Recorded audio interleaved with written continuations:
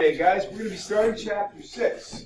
And if you remember, our second test in this class is going to be on 4 chapters rather, and it's going to be 60 questions, but it's going to be no more difficult than the previous test you take. Good morning. A little reminder, or actually an announcement, this class will not meet as a class this Friday. You guys can sleep in on Friday because I'm going to be traveling for the School of Business, so we will not meet as a class on Friday. Now, what I am going to be giving you guys is an online exercise, not for this Friday, but by the 25th. I'm going to be covering, in brief, 2 chapters in this class in an online lecture, and I'm going to be giving you an open book, open notes, no time limit quiz, so you can take this to boost your test grade. So, for example, if you take this online test and you get a 10 out of 10, you get a perfect score, that counts as a full test grade. So if you didn't get the test grade you were hoping for in the first exam in this class, here's a way to easily boost it. I'll be opening that later this week, and you'll have till the 25th to get it done. Any questions about that, guys? You understand what I'm up to here? Not everybody's a great test taker. I don't personally enjoy tests myself. And so it's one of these things, I'm giving you an opportunity. If you didn't do well on the first test, here's a way to boost your test grade. If you're right between 2 letter grades, this is a very easy way to get to the next point. A reminder, your stock game submissions are due on the 18th. What I'll be doing later this week is setting up group submissions. What this means is because you guys all have groups, if anybody in your group submits the stock game, it'll count for all of you. You'll all share the feedback and the grade. Does that make sense, guys? So I'll be setting those up later this week. I'll confirm with you because I know we had some questions about membership and whatnot. But before we get into any material today, based on these 2 things I've laid on your lap, any questions? Sir? When will our test be? As soon as we finish chapter 6, which we're starting today, I'm anticipating it'll most likely be next week, probably like Monday or Wednesday next week, because this chapter flies pretty good. But that being said, we won't rush it for the sake of rushing it. Definitely before Thanksgiving. Yeah, good question. Other questions, folks? Guys, just a reminder on the stock game stuff. If you want me to take a look at something involving the stock game, if you give me a day or 2 advance notice, I'm always glad to take a look before you submit it. If you hit me up on 10 o'clock on the night of the 17th, I can't help you. Give me some time. If you want me to look at what you're coming up with, if you want me to give you some feedback, hit me up. The places where people make mistakes. Can you buy partial shares of stock? You cannot. And oftentimes people mess up on their math. Oftentimes people don't check their math. If you did not do well on the rate of return assignment, have somebody in your group who did do your final math and check it with them. How many decimal places should you go out to with your math? 4. You should go out 4 places when you're doing your original calculations. For your final rate of return, you can round up. Guys, if you use 2 places, for example, I'm not going to cost you a letter grade on it, but I will point it out if your math is not correct. Any other questions, guys? This is the biggest place where people screw up. Actually, let's see if you can guess. What's the biggest way that people screw up on this paper? What mistake do they make? Any guesses? Plagiarism. Guys, I've had people literally submit papers where the font changed halfway through. And like all of a sudden it went from Times New Roman to all italic Arial, and the writing went from something that I recognized to something that sounded like it came out of a textbook. I don't even need to run this stuff through plagiarism checker. It's pretty, seriously, some of this stuff, people don't even try sometimes. Like one time, I think it went to like 14-point font, and it came literally right out of a textbook, and people don't think I'll catch it. So please, put it in your own words. Please text Insight. Let me repeat that. Use Insight or in-text citations for all your sources, and please put it in your own words. If you're using a quote that's vital, for example, if you're trading Nike stock and you're using a quote from Phil Knight. Who's Phil Knight, by the way? You got it. So he knows a thing or 2 about Nike, am I right? Yeah, so that would make some sense. I don't need to see you quote statistics. If you're getting statistics on how your stock's performed, paraphrase them and cite them. That all makes sense, guys? I will gladly give anybody a read-through on their paper if you give me enough time to do it. And if you have questions, come see me. This week is bad simply because it's academic advising, but I'm going to be around a lot next week. All right, guys, we're going to start off today by doing a review of Chapter 5, just to show you this is very similar to any other test you're going to take in this class when we get through Chapter 5 and 6. So feel free to shout out the answers. If you've got a business owned and operated by one person, do we have a sole proprietorship, a partnership, a corporation, or a cooperative? We've got a sole proprietorship. Yes, we do. Corporations, what number comes closest to total receipts from corporations in terms of all commerce happening in the country? 6%, 13%, 55%, or 81%? What's closest? 81 is correct. So we've got more small businesses, but more receipts come from big businesses and corporations.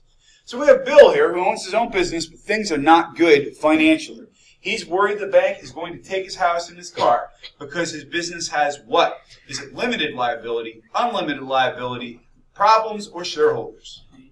B is the best answer. He might have 99 problems, but it comes down to unlimited liabilities as biggest one. If all owners share operating expenses and liability, what do we have? Do we have a limited partnership, an LLC, a general partnership, or a cooperative? C is correct. Hey, by the way, guys, what business or type of business are cooperatives generally associated with? I'm sorry? Electric, generally speaking, there's a U word that goes with all those things. Electric, gas, water, utilities. If you remember that cooperatives are associated with those, you're in good shape. Which of the following is not an advantage of a partnership? Is it more financial resources, shared knowledge, longer survival, or difficulty to terminate? So say that real loud. D is correct. Anybody who's ever been married and didn't want to be will tell you it can be difficult to terminate. A state chartered legal entity with the authority to act and have liability separate from its owners. Is that a sole proprietorship, a conventional C corporation, an S corporation, or an LLC? B is correct. And why is that the best answer, by the way, guys? Correct. In an S corporation, can people outside the corporation own stock? They cannot. And in an LLC, you're generally not going to have stock either. Sole proprietorship, you're not going to have stock either. So if you've got a board and if you've got shareholders, you've got a conventional corporation in this regard. All right, which of the following is not an advantage of an LLC? Is it limited liability, ability to sell stock, flexible distribution of profits and losses, or operational flexibility? B is correct. Very good. You can't sell stock in an LLC. You can't roller skate in a buffalo herd either. That's a classic song by Jim Nabors. You should look it up.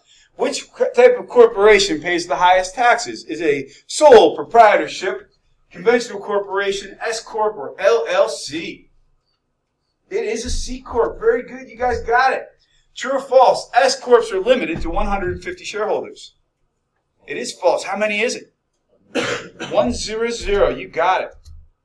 Companies who are acquired. This is true or false? Companies who are acquired have less say in things than companies who are merging. I think that's true too. If you're a little fish getting eaten by the big fish, you end up getting consumed. If we have Ford, who's an automaker who's been around for a long time, merged with a startup company called Elio, what kind of merger would it be? Would it be vertical, horizontal, conglomerate, or stupid? Although stupid might be correct, what is it really? 2 stages of development. Where are we? It is a vertical. By the way, guys, I put Elio in this slide. Has anybody here ever heard of Elio Motors? If you've not heard of this company, I give you permission. You can look them up. ELIO. This was a company that actually came to St. Francis back in 2015. They were prototyping their car. It was a 2-seater car that got 85 miles to the gallon and was going to sell for around $8,000. And they were trying to take on the big 3. Back during that period of time, what was gas going for a gallon? About $4.50 a gallon. What's gas going for now? Maybe $2.50, $2.60, depending where you are, $2.75. So what killed that idea was basically the plummet of gas prices. You guys can watch this, guys. Anytime we get serious innovation in terms of green energy, the price of gas ends up going down. It's just the markets, guys. But that is a vertical merger. And that is Chapter 5. Guys, we're going to be getting in today to Chapter 6 about entrepreneurship. Before we get in, though, because I really want to get us talking today. I want you guys to be part of the conversation because we're going to be moving at a good clip. We're going to be actually moving very quickly this week. Guys, who here has a question or a comment to start us off with? I would love to hear something that you would like to know or like to say. Ma'am. I had a busy weekend. You ever had one of these weekends where you felt like you didn't get 2 seconds to yourself? It was like that. It was Friday night. I went to see an awesome concert in Pittsburgh. Any of you guys 90s fans? Like 90s music at all? There's a band called Incubus, and I saw their 20th anniversary of their Make Yourself record at Heinz Hall. It was freaking amazing. Saturday, I actually went to a play with my wife. Yesterday, I shot a music video and played a gig. And so that was my weekend. It was pretty full. How about you? What was your weekend like? I went and visited my friends. Where'd you go? Where did we go? It was some Chinese place. In Johnstown? No, it was in Indiana. Oh, okay, very nice. By the way, if you guys, who here likes Thai food? By show of hand, any fans of Thai food? One of the best Thai restaurants in all of Pennsylvania, believe it or not, is in Altoona. If you like spicy Thai, if you get a Thai hot there, you are on your own. It's really hot. But there's a Thai place down by the Altoona Penn State campus called JD Thai, and I put it up against any Thai restaurant I've been to in the United States. It's that good. So there's good stuff locally. We had a good question from this side of the room. Can I have a question or comment from this side of the room to get us started today? What would you like to know? Or what would you like to say?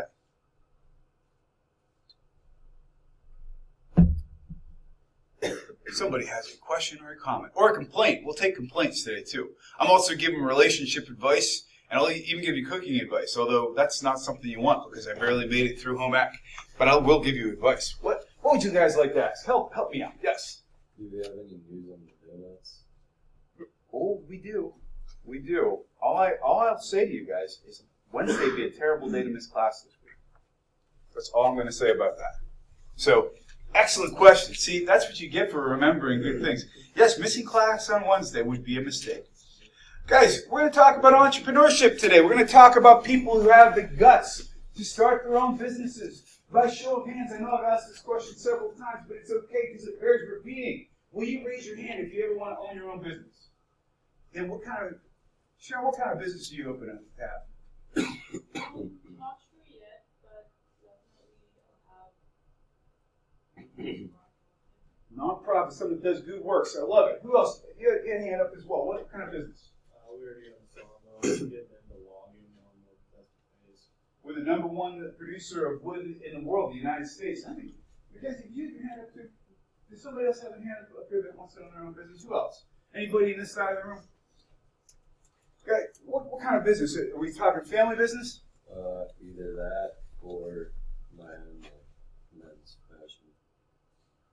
I remember talking about that. It's a great market to be in right now. You guys, you have good ideas. And here's the trick. It's never been a better time to be an entrepreneur in the United States because there's so many opportunities thanks to the internet, thanks to e-commerce. And entrepreneurs are the people who put the rest of us to work. We're going to be talking about what is in somebody to make them an entrepreneur, what it takes to become an entrepreneur, what kind of skills you have, and how you can get out to other places in the world. We're going to be talking about how important small business is to the American economy because some of the things that we know and love started off as small businesses. We're also going to be talking about what kinds of skills and dedication it takes to get into these things.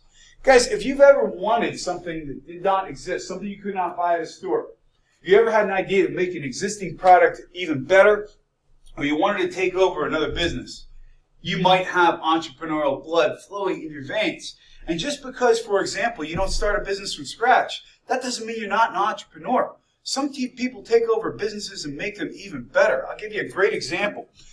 Anybody in here, by show of hands, how many of you like rock music? Anybody like rock and roll? We have a couple folks in here. What is the primary instrument of rock and roll? It's the electric guitar. You will never be cooler in the world than when you are in your first rock and roll band playing electric guitar in front of people. That is just the ultimate in cool. There's a company on the West Coast. They used to be called Carbon. They're now called Kiesel Guitars. The son inherited the company from his father. The son at this point makes electric guitars that every major band of rock and heavy metal are playing. Anybody in this room could order their own custom guitar and they'll make it how you want it and get it to you in 4 weeks. You can literally say, I want a red guitar with this many frets made out of this kind of wood with this color, whatever. You can do it all by point and click. And it's because these guys are innovating. They took an old company and completely reinvented it, which is why some of the biggest people in heavy metal are playing these guitars right now. So when we start talking about entrepreneurship, what we're talking about is starting a business. All of these people started businesses. By the way, Jeff Bezos, the richest man in the world, even if he does look exactly like Lex Luthor. Anybody know how he got the money to start Amazon? Where did he get the money?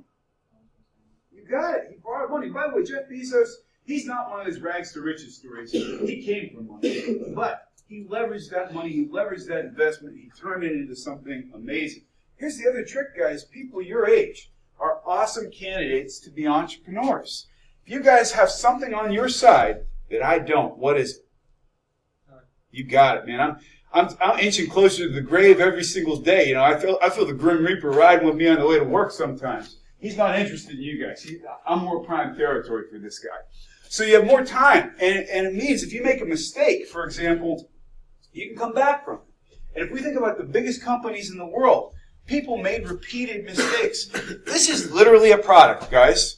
This is a product that sold millions in the 1970s. What do you see on the screen? Will somebody describe this to me? What is this? It is a pet rock. Has anybody ever heard of this product? This literally is a rock in a box. The guy who came up with this product basically pitched it as follows. Here's a pet that you never have to walk, you never have to feed, it'll never get fleas, and you don't have to give shots. It's also will live forever, so you never have to say goodbye to it. They literally sold this thing. It came with straw like it was a nest. And they sold something like 1.5 million of these. Somebody came up with an idea of sticking a rock in a cardboard box. You have no cost. Other than cardboard and printing, you have no costs. And you can sell it. If you can sell this idea, I guarantee people in this room have ideas that are better. People sell all kinds of weird you-know-what. Whether it's, for example, there's a mobile wedding chapel in Las Vegas where you can drive it around and get married anywhere. There's bacon everything. Guys, there's a website that used to be called Accoutrement, and they would sell bacon anything. For this little tiny period of time, people started giving me bacon-themed gifts. I have a bacon candle. I've got bacon soap. I've never used it. I think there's a line and that's a cross in it. But you literally can get bacon anything. You can sell it. If you can dream it, you can sell it. I mean, the very fact that somebody actually has a cheese sculpting business says there's opportunity for everybody.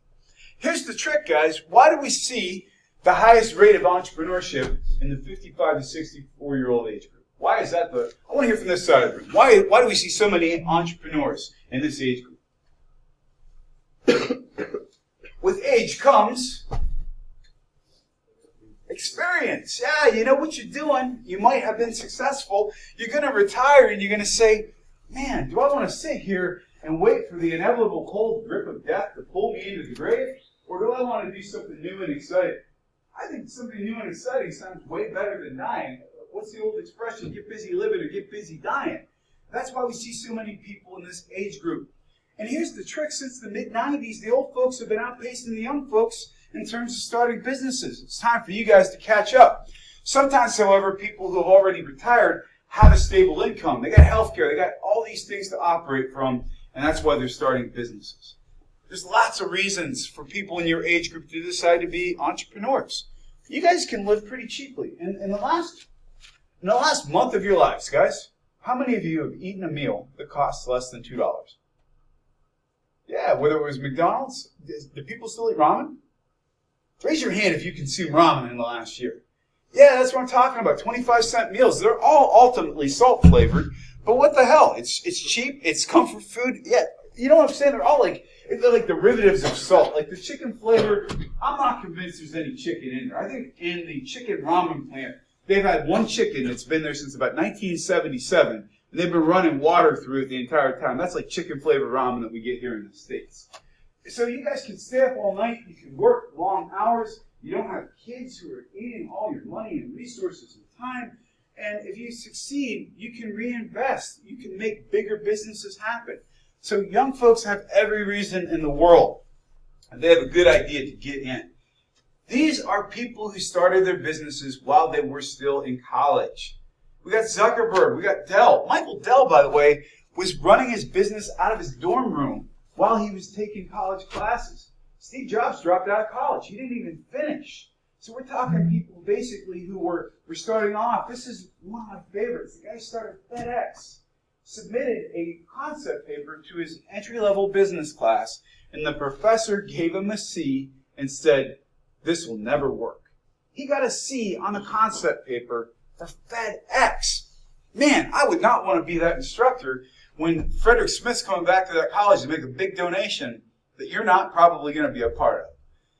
This, what we see in front of us, guys, is the original Macintosh computer made in the 1970s. It's literally a disassembled typewriter mounted to a piece of wood, and they were building the relays by hand. From humble beginnings come greatness, guys. So if Steve Jobs can start here and end with the products that we carry in our pockets that we all know and love, there's nothing to say that you can't do the same. I think that a lot of people, for example, let me ask you guys, don't worry about what's on the slide. Why do people choose to start their own businesses? Yes. Freedom. You can do what you want. Are there other reasons why people start their own business? Why do people start their own businesses? What do you think? Somebody inside the room. Why do people start their own business? Yes. For me, it'd be like seeing something that I created be successful. It's that feeling of ownership, guys. And here's the thing. When we get people like, well, Steve Jobs, bless his soul, we've got Steve Jobs, we've got Tim Cook, we've got people like Lee Iacocca, anybody who's in the car industry. Anybody into cars, by the way? Anybody ever hear of a little car called the Mustang? Lee Iacocca invented that car.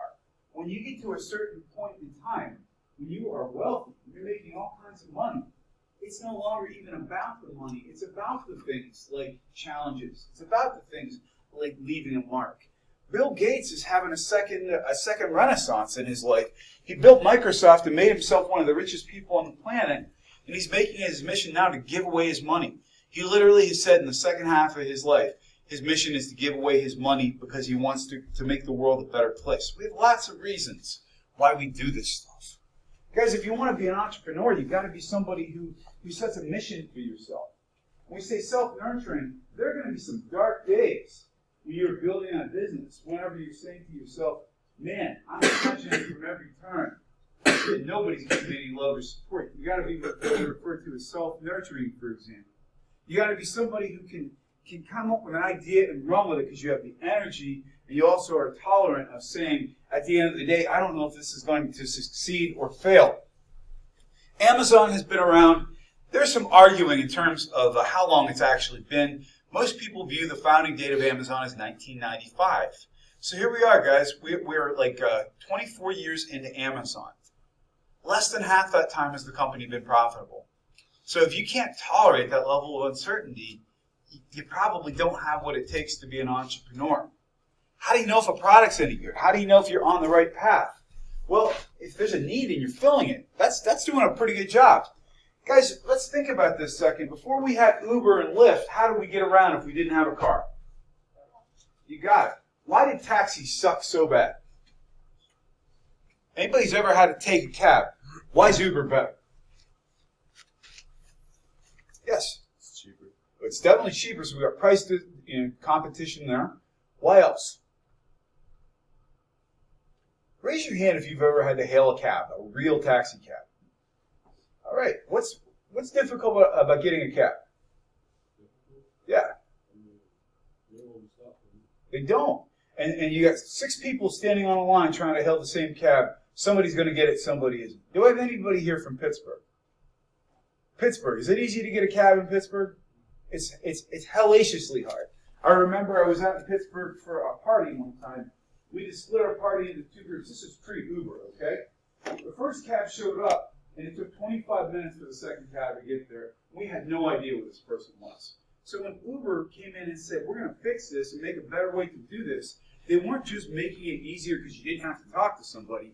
They were making it easier because it worked. You could track the cab. You knew where it was coming. They filled a need that the traditional cab business wasn't able to fill. And also, you have that window of opportunity and you can get in before the window closes. By show of hands, how many of you have or have a family subscription to Netflix? Guys, I'm betting, and I asked that question 3 years from now, half those hands are not going up. Why? Disney is losing something, or I'm sorry, not Disney, but Netflix is losing Disney as of tomorrow. Like if you want to watch Disney on Netflix, today's your last day to do it, because tomorrow Disney Plus gets unveiled. The Disney content on Netflix will evaporate. Maybe not all at once, but it's going to start leaving. So that window of opportunity for Netflix to be the only real mainstream streaming service is quickly evaporating. Are they adapting? They're trying. Are they going to win? Unless everybody here likes to read subtitle programming, and I don't mean anything, against any of our friends from other countries when I say that. Generally speaking, American audiences aren't just happy with repackaged content from other countries. They want original content, and Netflix is against the 8 ball in terms of making that happen. We also may have, for example, what we refer to as entrepreneurial teams, and those are people who form a team based on different types of experience. If you're Steve Jobs, for example, when you're making the first iPhone, you can't do it yourself. Guys, actually, let's take a look at this iPhone for a second. Mine's a little bit beat up, and it's a 6S. I've had it for a while because it's cheap. I don't want to buy a new phone. So what went into making this phone? Will somebody tell me something it took to make this phone happen? Yes? Yeah, the operating system on this is kind of the bread and butter. I mean, the hardware is nice, but the operating system truly makes it unique. What else went into making this phone happen? What do you think? What else is unique about this phone? What iPhone do you have? So we both have 6. What's unique about this phone compared to a 5 or an X? Well, yeah, this is bigger than a 5, not as big as an X. But so we had mechanical design that went into this. We had to make this thing look a certain way. When we were marketing Apple products, for example, we need a marketing team to help us get it out there. We need people to help us package and test this stuff so that when we drop it, we know how many times we can drop it before it breaks. Most things that involve technology are not made in a day by one person anymore because the tech has gotten more complex, which is why entrepreneurs surround themselves with good people. We also have what we refer to as intrapreneurs. And those are people who do creative things within organizations. I'll give you an example. We saw a video earlier in the semester of the gentleman who created the Post-it note. By the way, does anybody remember how that happened? How did the Post-it note get created? Yes? There's a guy, he made like a weak glue or something like that, and the company like laughed in his face and said it wasn't going to work. And then I was thinking of a presentation or something, and they would peel it off, and it's like often it's not Very good explanation. So we've got, for example, a copy of the New Testament here. This guy was very religious, and so he was using this glue that was a failure to make notes into his New Testament, or actually it was his hymnal, without marking up the pages. The glue was an abject failure. It was supposed to be a super adhesive. It wasn't. It was a very weak adhesive, and they used it to create a whole new product. So even when you're working within a company, you can come up with cool ideas. Here's the trick. If you're an entrepreneur and you created the Post-it note, are you going to get rich from that? No, you're working for somebody else. So we have the best example I can think of is the Post-it note. But there's some other examples as well. The Big Mac. Guys, the Big Mac, did we watch this video earlier in the semester? If we did, I won't show it to you again. Have we heard about the birth of the Big Mac? Well, you're going to hear about it today because the Big Mac's food, and he got paid with a plaque. That doesn't seem exactly right, does it? But on the same token, he and his family are not starving either. They own a lot of McDonald's. The gentleman who created the Big Mac actually passed away, I think, 2 years ago. That's an old article, but left quite a sandwich legacy. So, guys, before we continue, because we're going to be getting into the idea of home-based entrepreneurs, micropreneurs as they were, I would like a question or comment from somewhere in the room, please. What would you like to ask? Ma'am? Did you hear about the guy that was beat in the Thomas? No, what happened? That was a fight from the workers. He got paralyzed from it. Wow, any idea what the fight was about? No. Wow. And we have Popeye's chicken, people getting stabbed to death over chicken sandwiches. Man, this is a bad time to be in fast food. No two ways about it. But anybody else hear about that story of a guy getting beaten to a pulp at McDonald's? One more question, guys. One more question. One from this side of the room, please. Help me out. What would you like to ask?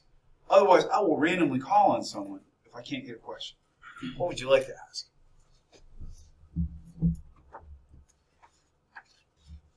Gentlemen, ladies, hook me up here. Give me a question.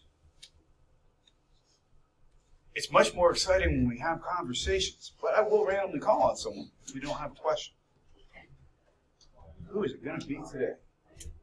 All right. And the slot comes closest to Tion. Tion, what would you like to ask?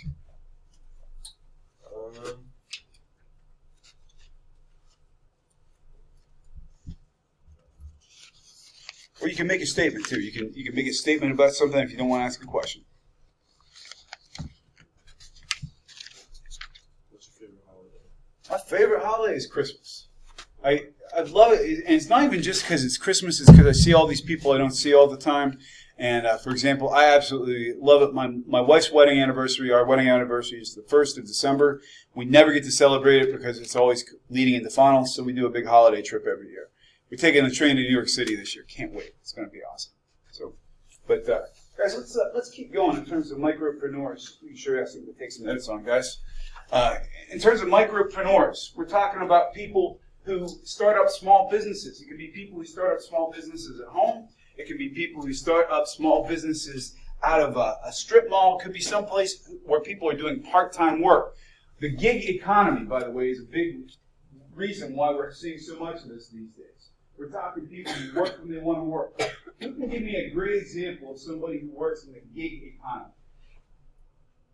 We already talked about a company. Who is it? That's the best example of gig economy.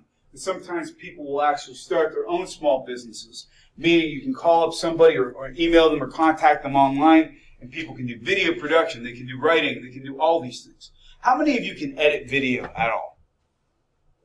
That's a great skill to have in the new economy. I encourage everybody in this room, if you don't know how to do that, learn, even on a basic basis. That might actually give you some work in the long run. People who are good tutors, for example, that's becoming a highly desirable type of skill as well, because we're getting into more quantitative types of work, higher demand types of training. If you can train people in statistics, you can have a job. So in terms of how we're working now these days too, the idea of people working at home is not the big stigma it used to be. A lot of people used to assume if you were doing work based out of the home, it was lower pay and lower stature. Guys, who here can tell me, if they were given the opportunity to work out of their house, how many of you would work from home? What skills do you think we need to be successful working out of our homes? What's something you need to be good at? Yes? Self-discipline, organization. Tell me more about that. If you're at home and you need to make sure that you get done what you need to get done, and you have to have a clear vision of what you need to do each day. And if you are managing people from home, or you have your own company from home, you need to be able to consolidate them well, even because you guys aren't. I mean, with technology, you guys can still be together and group FaceTime and stuff, but you just have to have clear vision. Self-management, self-discipline. When you don't have somebody breathing down your neck for a deadline, you got to get it done on your own. It's tough to be your own boss. I'm going to give you guys two options here, and I want you to raise your hand for which option you feel is correct. Do you feel option A, that most people who work from home work fewer hours, or B, most people who work from home work more hours? How many of you think that people who work from home work fewer hours? How many of you think people from home work more hours? The ayes have it. You guys are absolutely correct. Because people, for example, if I'm working from home, yes, I might be doing my laundry while I'm on a conference call, for example. But I also sometimes don't know when it's time to go home, per se. For example, we get social cues around us. If you work in an office job, and you see it's 3:30, 4 o'clock, and everybody's leaving, what does that give you permission to do? Yeah, you can leave too. It's one of these things in the white-collar world. We don't always have set working hours. And for people who work out of their homes, it can be very difficult to be able to do that. So these are challenges. Having some kind of self-discipline. Knowing how to work out of your home. And here's another one too, guys. How many of you have a dog or a cat in your house? Well, check this out, guys. Think about this for a second. Let's suppose, I have a dog. His name is Willis. He's my favorite thing in the whole world. He's adorable. He's my buddy when I'm at home. Let's say, for example, I'm in my home office. Back here's my printer. I'm walking to get a document off of the printer when my little buddy Willis darts in front of me. I end up falling down and breaking my leg. At this point, am I eligible for workers' compensation because my dog tripped? No. It depends, guys, and here's how it depends. I didn't realize I was so good at physical comedy. I never took a fall on purpose before. In terms of the way it works, guys, if my employer did not set guidelines for me what my home office and environment was to look like, they could end up paying a workers' compensation claim because Willis the dog tripped me even though he's not a coworker. So it comes down to the idea of when companies set this stuff up, it's all in the fine print. And if you're somebody who's allowing somebody to work from home, you also should be asking them to comply with certain regulations. Other things too, guys, if, for example, if my printer catches fire, because it can happen sometime, and my home burns down, whose insurance am I covered under? My employer's? Or am I covered under my own if I'm working for somebody else? These are things you have to work out. So again, if you have the patience, and you have the skill, and you have the resources to work out of your house, it can be a great thing. One of the things people miss the most, let's see if you guys can guess. David, what do people miss the most when they're working from home? I would. That to me is the biggest downfall of working at home. I love my coworkers. I love that I can walk down the hallway here and talk to Dr. Eklund or talk to Dr. Seidel or Dr. Fry and ask them a question and have a laugh.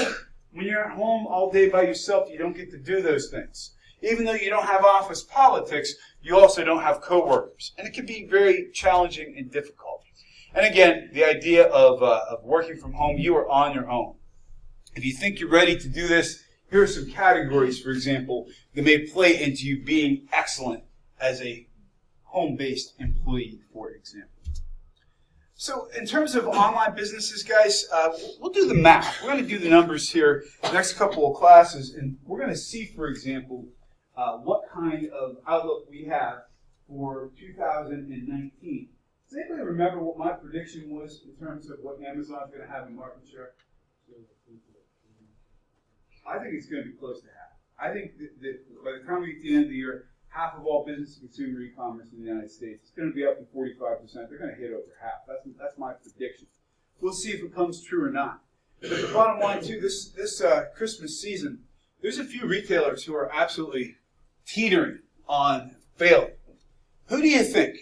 If you guys were making a bet, is there a retailer who's not going to survive this holiday season? After this holiday season, they'll start closing down. Who would you guess? Any guesses?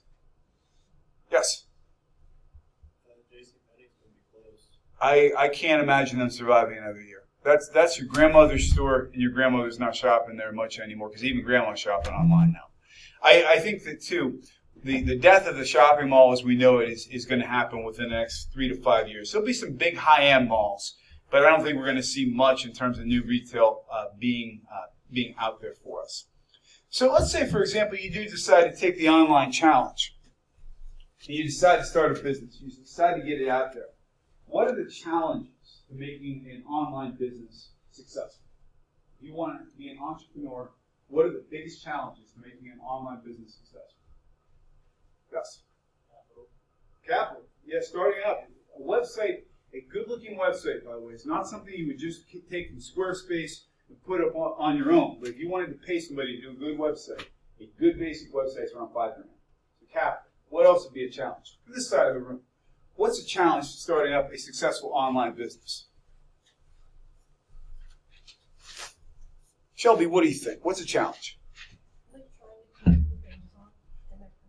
I agree. How do you? You got to differentiate. What's another challenge, guys? How many of you in the last week of your life, actually, let's make it a tighter time frame. In the last 24 hours, how many of you have used Google for something? Okay. How many of you have gone past the second page? Yeah. How's that strike you for a business? You got to get on the front page, man, or the front 2 pages, or you are dead. So how do you do that? It's called search engine optimization, and it's this mystery carrot that everybody is chasing all the time. How do you get on the front page of Google? Does anybody know?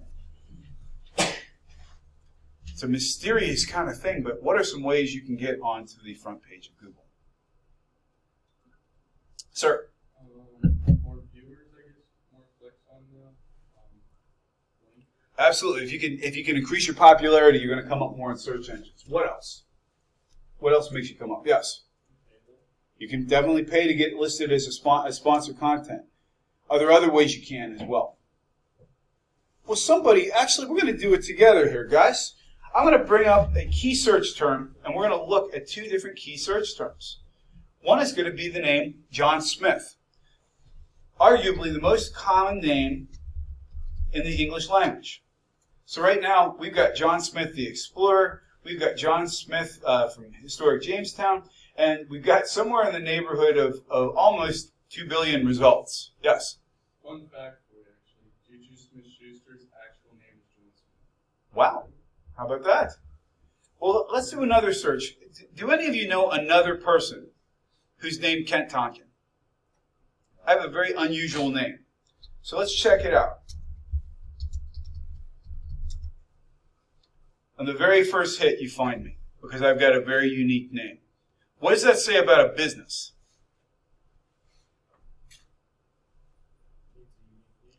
If you have a unique name for your business, a unique description, the more it is you, the more quickly it's going to come up. I'm actually really surprised that there's over almost 3 million results about Kent Tonkin, too. So I don't know who else has been cursed with this name, but I feel for them, too. It's a very difficult name to live with.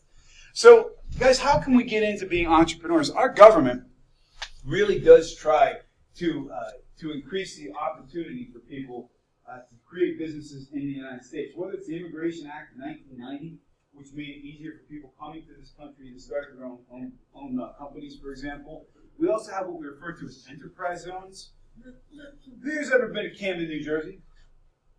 Camden, New Jersey, how would you describe Camden? You can be honest. There's some scary parts, are there not? Well, here's the trick. There's also a business renaissance that's happening in Camden. And they have what we refer to as an enterprise zone, and they have business incubators because you can buy property in a bad part of town really cheap. If you've ever been to Temple University, for example, in Philadelphia, there's some bad property all around there. You can buy that stuff and turn it into business incubators or enterprise zones. What that might mean, for example, if you live in the state of New Jersey and you're willing to start a business in Camden, which is a challenged area, you might get tax breaks, you might get tax-free loans, or interest-free loans, I should say, and you might even get grants to start a business there. Incubators are places, for example, that'll give you cheap office space, free internet, all these sorts of things. So incubators are also part of this as well. Incubators give you the idea that you can get free services, you can network with other people, you can have a chance to really get experience from other people who are experienced in the business world, for example. So, in terms of where this all heads, guys, who produced from our previous chapter, in terms of total receipts that are produced in the United States, do more receipts come from corporations or small business? Corporations. Are there more big or small businesses? There are more small businesses because we hope that small businesses are going to grow into big businesses, for example. So a small business basically is an independent business that's not affiliated. Somebody, although a franchise could be argued to be a small business, and basically has the general rule of thumb is if you have under 500 employees, you're generally considered to be a small business. Some people would describe that as medium, but that's generally a small business. And there are lots of small businesses in our country. Almost everybody who works in the United States at some point will work for a small business. And they're easy to start. They're generating revenue. And look at this, guys. Since 95, in the last 24 years, about 65%, almost 7 out of 10 of every new job that's come in the United States has come out of the boom in small business. What's the good deal about small business? Why is small business such a big deal?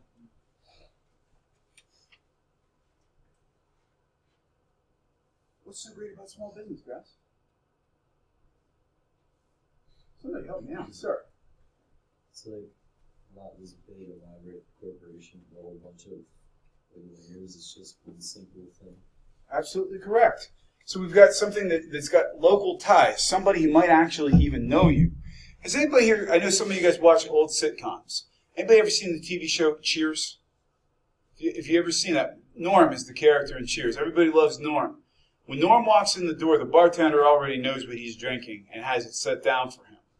When I walk into my local comic shop, the owner there knows what I read. When I walk into my local restaurant where I eat on a regular basis, the person who waits on me knows my name and knows what I like to eat. Those are the things we cannot replicate in big businesses. So in terms of small business, there are still opportunities to succeed in small business. We're going to pick it up there when we meet on Wednesday. And guys, if I were you, I wouldn't miss Wednesday's class. Have a wonderful day.